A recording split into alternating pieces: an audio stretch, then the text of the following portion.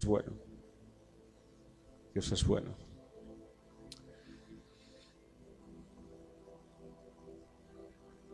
A veces debemos de expresar agradecimiento al Señor y agradecimiento a los hermanos, ¿verdad? Yo trato de todos los días darle gracias al Señor porque de lo que tengo nada lo merezco, absolutamente nada. Pero le doy gracias al Señor y doy gracias al Señor también por la gente que está a mi lado, por la gente que me rodea. Doy gracias a Dios por mi casa, por mi familia, ¿vale? Por mis hijos, mi esposa. Pero también doy gracias a Dios por la familia también que me ha puesto alrededor, mi familia espiritual. Yo doy gracias a Dios por el pastor Miguel, porque él la ha puesto a mi lado. Doy gracias a Dios por Eduardo, mi hermano, y lo digo con todas las letras, mi hermano. Doy gracias a Dios por Ana María, porque desde que Dios la puso en mi camino me es de bendición. Doy gracias a Dios por Josué, porque puedo ver la ternura del Padre en él.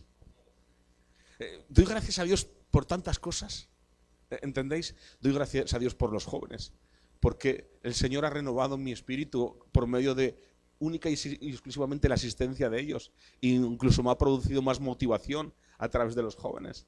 Doy gracias a Dios por Inés, porque a través de ella puedo ver la constancia de una mujer, un hombre cristiano. ¿Entendéis, hermanos? Doy gracias a Dios por la tía, porque cada vez que veo a la tía me viene la imagen de fidelidad. Doy gracias a Dios por Rafa, porque en los años ahí está. Sí, y doy gracias a Dios por Peter, porque le veo ahí al hombre esforzándose en medio de todas sus historias, que todas las tenemos, y le veo ahí. Doy gracias por Brigitte, porque Dios la puso en el camino de la iglesia en el momento oportuno, juntamente con Iván, y son de una bendición enorme a la iglesia. Y es que doy gracias a Dios por todos, porque para mí tiene un valor incalculable. Yo no sé para ti, pero para mí tiene un valor incalculable. Por eso yo me aferro a esas cosas que realmente tienen valor. Porque nos aferramos a lo perdurable, a lo que tiene fecha de caducidad, a lo que realmente no tiene importancia, y valoramos cosas que realmente no tienen valor. Pero yo quiero valorar en esta hora la gracia del Señor conmigo, y quiero valorar a los hermanos y a las hermanas. Os valoro mucho, quiero que lo sepáis. Os tengo una consideración grande, Israel. Gracias a Dios por que estás aquí. Doy gracias a Dios por tu vida, porque de verdad todos somos necesarios y todos somos de mucha bendición. Amén. Así que muchísimo ánimo, y vamos a procurar influenciarnos los unos a los otros y a valorarnos los unos a los otros. Así que hoy, los que estamos aquí, las llamadas de teléfono, antes de irnos a acostar, que vuelen las llamadas de teléfono a los hermanos que no han venido, a las hermanas que no han venido. Preguntémonos los unos a los otros el por qué, ¿vale? Y simplemente porque estamos apoyándonos mutuamente. Amén. Bueno, hoy nos va a compartir la palabra del Señor el hermano Eduardo. Amén. Así que Dios va a proveer palabra. Vamos a orar por él. Vamos a orar por él. Oh Dios, en esta hora y en estos momentos ruego por tu siervo, he aquí tu hijo, Señor, que viene en debilidad delante de ti. Señor, cuando nos presentamos ante ti como pobres de espíritu, tú nos dices que somos bienaventurados, dichosos, porque realmente esa es la actitud que tú esperas en los hombres de los cuales tú utilizas. Señor, he aquí un hombre pobre de espíritu que necesita tu ayuda, y en medio de sus incapacidades y limitaciones ha entendido que en tu mano puede ser de mucha utilidad. Señor, úsate de él, porque no necesitas grandes instrumentos para hacer cosas poderosas, sino necesitas hombres entregados y humillados. Señor, delante de ti está tu hijo. Pon tu mano sobre él, ayúdale, fortalécele y úngele en el nombre de Jesús. Amén.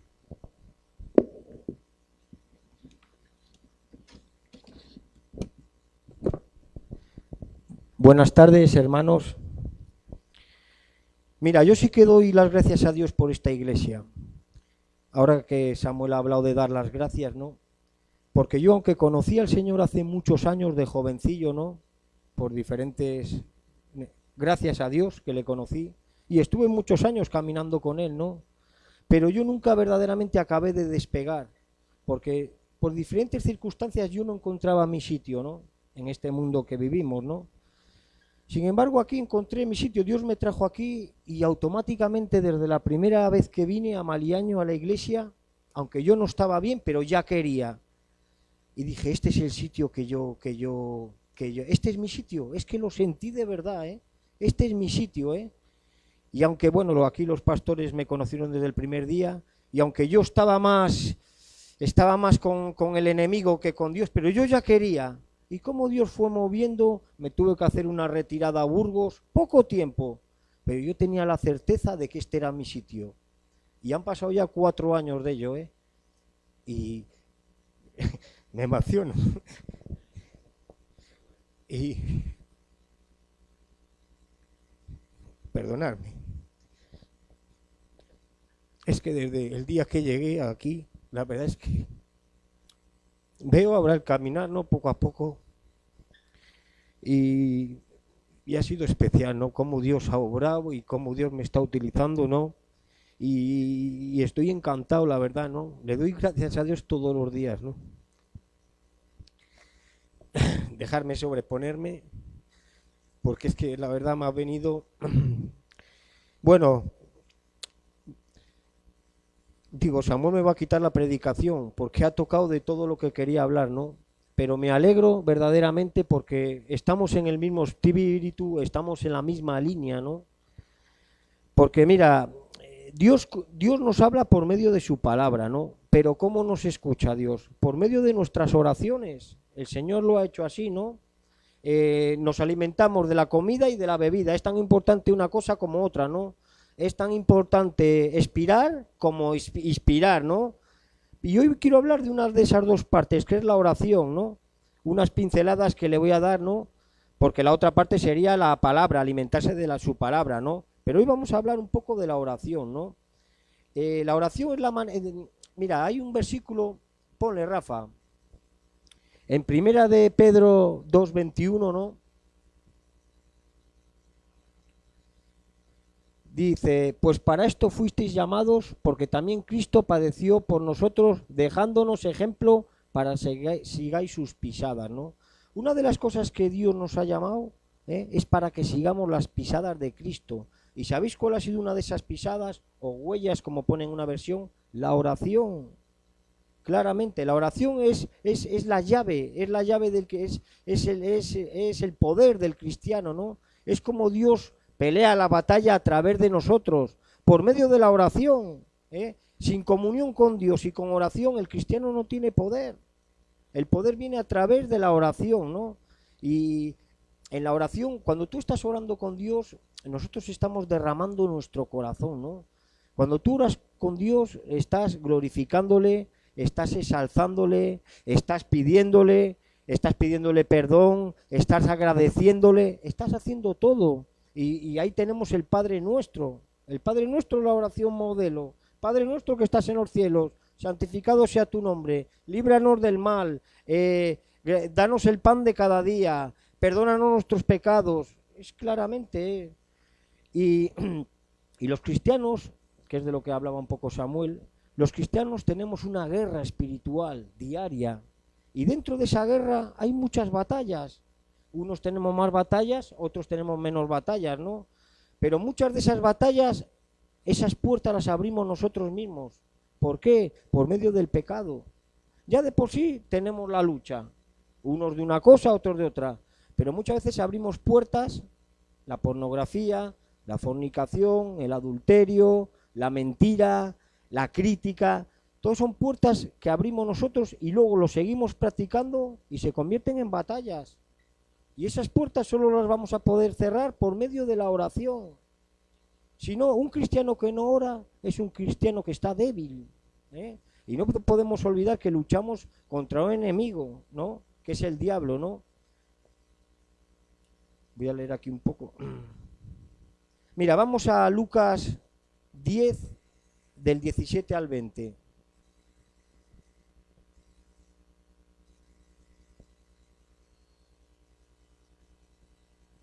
Cuando Jesús mandó a 72 a abrir camino, ¿no? A predicar el evangelio, ¿no? Y volvieron los 70 los 70 con gozo diciendo, Señor, aun los demonios se nos sujetan en tu nombre.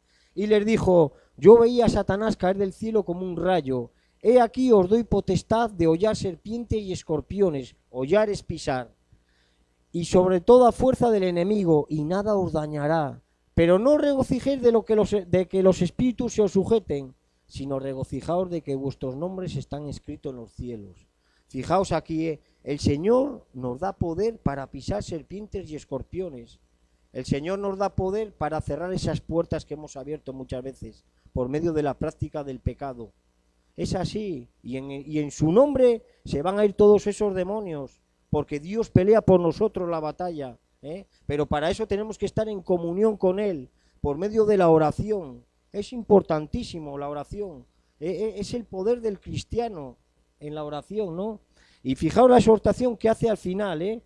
Pero no regocijéis de que los demonios se sujeten a vosotros, sino de que vuestro nombre esté escrito en los cielos, ¿eh? Aquí no nos vamos a pensar que lo estamos haciendo por nosotros mismos, ¿eh? Ahí es la exhortación que hace Jesús, sino es, alégrate de que eres salvo. Esa es la verdadera alegría. Lo demás lo hago yo, lo peleo yo. Y mirad, el mayor ejemplo que tenemos es de Cristo mismo. Cristo, ¿en cuántos sitios de la palabra Jesús dice que se apartaba a orar? Jesús, en el momento que hacía sanaciones, predicaba a las multitudes, y él siempre se apartaba a orar. De alguna manera Jesús pues tenía un desgaste como en su carne, como humano que era, y necesitaba esa comunión con el Padre.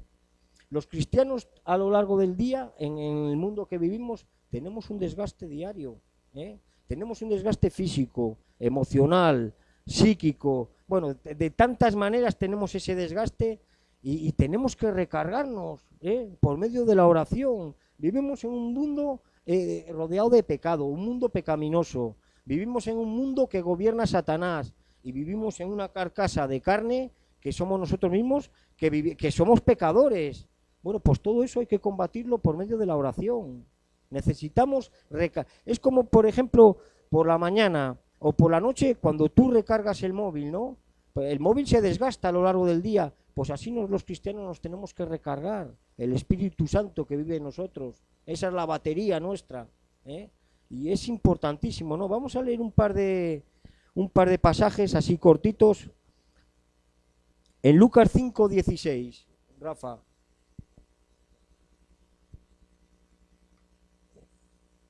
Mas él se apartaba a lugares desiertos y oraba. Bueno, aquí es que no lo he querido coger todo para que no se haga. Aquí acababa de sanar a un leproso y acababa de despedir a las multitudes. ¿Qué hacía Jesús? Se apartaba a lugares desiertos a orar. Si oraba Jesús, el Dios mismo hecho hombre, ¿cómo no vamos a tener nosotros que orar? Es que Jesús nos ha dejado ese mandato claramente. La oración para el cristiano tiene que ser un patrón de vida, un patrón de conducta, algo que no nos cueste, porque claro, luego hay que decir una cosa, la oración es una lucha grandísima para el cristiano, pero grandísima, ¿eh? Cuando debería de ser, bueno, una necesidad es, desde luego, pero cuando debería de ser para nosotros un deleite, a veces se convierte en una agonía el ponerte a orar. Y una cosa tenemos que entender, de que cuando nosotros nos ponemos a orar, toda la artillería celestial está apuntando al enemigo, porque él no quiere.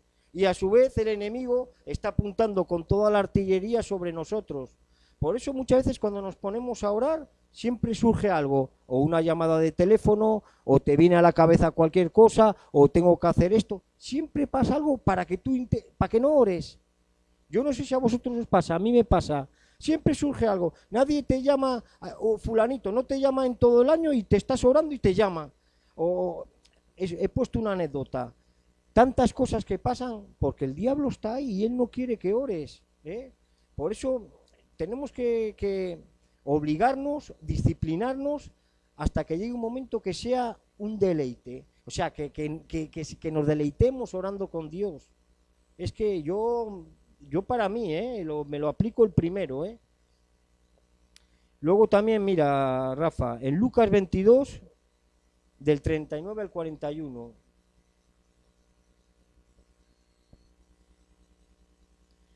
y saliendo se fue como solía al monte de los olivos, y sus discípulos también le siguieron. Cuando llegó a aquel lugar les dijo: orad para que no entréis en tentación. Y él se apartó de ellos a distancia como de un tiro de piedra, y puesto de rodillas oró. Esto fue en el Getsemaní, fijaos. Otra cosa que Jesús nos dice: orar para que no entréis en tentación. Si la mayoría de las tentaciones y la mayoría de las puertas que abrimos a batallas es por nuestra torpeza, porque dejamos de orar y nos debilitamos, y luego queremos pelear esas batallas por nosotros mismos, y el enemigo se va a reír de nosotros. El verdadero poder que tiene el cristiano, para que Cristo pelee por ti, para que Dios pelee por nosotros, es a través de la comunión con Él. Si no, por nosotros mismos no vamos a poder hacer nada.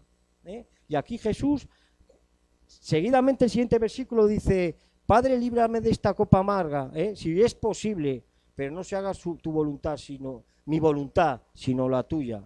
Jesús aquí, como persona humana, sufrió, y más adelante pone: y todavía oró con más fervor. Es importantísimo, ¿no? Mira, bueno, aquí tenía apuntado lo que acabo de decir ahora, lo de la mayor batalla del cristiano, lo de orar. Es que la Biblia también nos habla de otra cosa, de la armadura del cristiano. No la vamos a, porque es muy largo. La armadura del cristiano. La Biblia nos habla de una armadura que en Efesios, pero habla del casco, que es la salvación, la coraza, que es la justicia, el cinturón de la verdad, el escudo de la fe, la palabra, la espada de Dios, y el calzado, el evangelio de la paz. Ahora, muy bien, esa armadura vale, bien, pero si no oramos, ¿qué efectividad tiene esa armadura? Si tú no oras, la fe se debilita, el escudo. Si tú no oras, empiezas a tener dudas, incluso empiezas a dudar de la salvación, que es el casco. Si tú no oras, el evangelio, el calzado, el evangelio de la paz, ¿qué vas a predicar si no oramos? O sea, esa armadura, como verdaderamente está efectiva, es con oración. Si no, no. Es como es una armadura que se oxida. La armadura hay que tenerla engrasada, y es por medio de la oración. Y no hay más. Vamos a leer Efesios 6, del 10 al 12, Rafa. Del 10 al 12.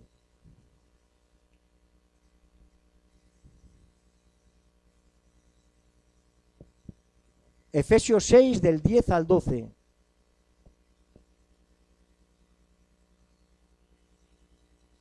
Por lo demás, hermanos míos, fortaleceos en el Señor y en el poder de su fuerza, vestíos de toda la armadura de Dios para que podáis estar firmes contra las acechanzas del diablo, porque no tenemos lucha contra sangre y carne, sino contra principados, contra potestades, contra los gobernantes de estas tinieblas de este siglo, contra huestes espirituales de maldad de las regiones celestes.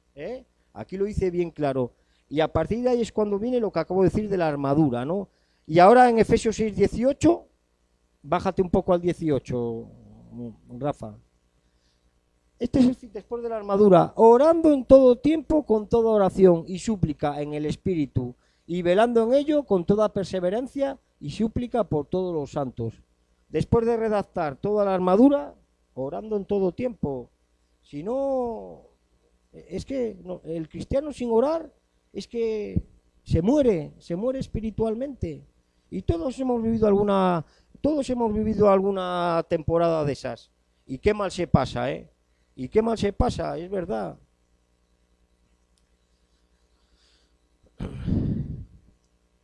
La autoridad que nosotros tenemos los cristianos y el poder es el que Dios nos da. Y Dios pelea a través de nosotros, lo que estaba hablando el pastor ahora.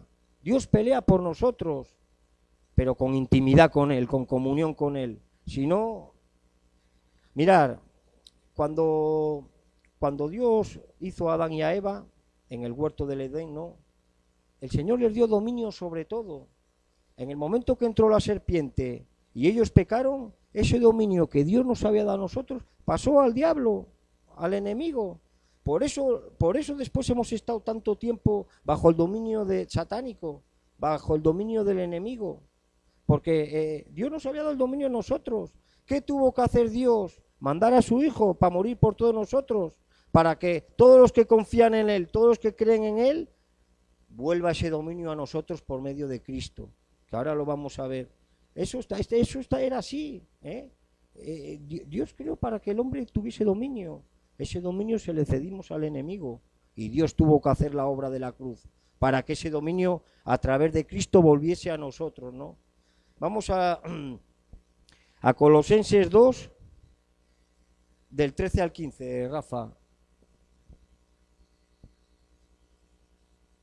Y a vosotros, estando muertos en pecados y en la incircuncisión de vuestra carne, os dio vida juntamente con él, perdonándoos todos los pecados, anulando el acta de los decretos que había contra nosotros, que nos era contraria, quitándolo de en medio y clavándolo en la cruz, y despojando a los principados y a las potestades, los exhibió públicamente, triunfando sobre ellos en la cruz.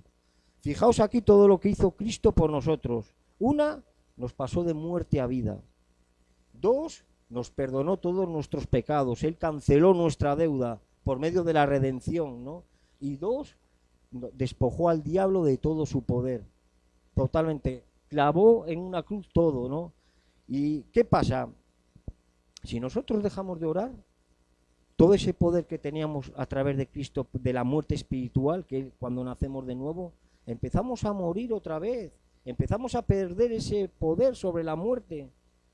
Cuando nosotros dejamos de orar, todos esos pecados, todo ese peso del pecado que Cristo nos quitó en la cruz, empezamos, porque tarde o temprano el cristiano que no ora, tarde o temprano empieza a pecar. Es que es matemático además, porque empiezas a depender de ti, de tu carne, y nuestra carne es pecaminosa, y nosotros somos muy débiles, y nos empezamos a sobrepesar, a sobrecargar del peso de pecados. Y cuando el cristiano deja de orar también, todo el dominio que estamos perdiendo, toda la autoridad y el poder que estamos perdiendo de Dios con nosotros, se le estamos dando al enemigo. Es así de fácil. Eso es todo lo que pasa cuando un cristiano deja de orar, ¿eh? Y el diablo empieza a influenciarnos en nuestra vida, ¿eh? Fijaos aquí las tres palabras que dice Dios, ¿eh? Al diablo le despojó, le humilló y le venció. El diablo no tiene poder sobre nosotros, ¿eh? El diablo ya no tiene poder sobre nosotros. Cristo le venció y Él nos ha dado el poder, y por medio de Cristo, que Él pelea por nosotros, el diablo está vencido, no nos puede tocar, ¿eh? Hay un versículo, esto siempre lo dice Samuel, siempre se me quedó grabado de siempre, ¿no? El cristiano tiene un perímetro de seguridad, ¿eh? Y el diablo no te puede tocar. En ese perímetro el único que puede dañarte eres tú mismo. Tú mismo eres el único en ese perímetro. Ahora, si sales de ese perímetro, si dejas de orar y sales de ese perímetro, empiezan los zarpazos del enemigo, ¿eh? Porque todo lo que estás perdiendo con el Señor lo está ganando el diablo. Es así de fácil. Y es importantísimo, ¿no? Tampoco otra cosa que tenemos que hacer los cristianos es tampoco tenemos que infravalorar el poder de Satanás. No podemos olvidar que mucho tiempo éramos esclavos de él, esclavos del pecado y esclavos del diablo. Por lo tanto, vamos a estar sometidos a Dios, ¿eh? Porque sabemos que el enemigo, si no estamos con Dios, tiene poder, ¿eh? Y podemos volver otra vez a ser esclavos de él, ¿eh?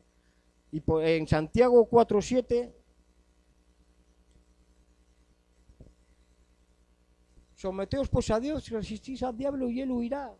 Hay que estar sometidos a Dios y resistir al diablo. Es que no tenemos ni que luchar. Y el diablo va a huir. Porque una cosa tenemos que tener clara: el cristiano lucha desde la victoria, no por la victoria. O sea, el fin del cristiano no es la victoria es el origen. O sea, es que luchamos desde la victoria. Cristo venció. Simplemente tenemos que resistir. Mira, ayer estaba preparando esto y me venía un ejemplo. Fíjate, es como si tú, un torero, sale a la corrida y tiene el toro delante, ¿no? Pero el dueño del toro te dice: tú no te preocupes, el toro no te va a tocar, simplemente esquiva las cornadas. Y me venía eso así porque Dios es el dueño del toro, que es el diablo, ¿eh? Y tú simplemente tienes que resistir al toro, él no te va a tocar. Y me venía esa cosa. Oye, digo, mira, de estas cosas que te vienen y bueno, una cosuca más tengo aquí.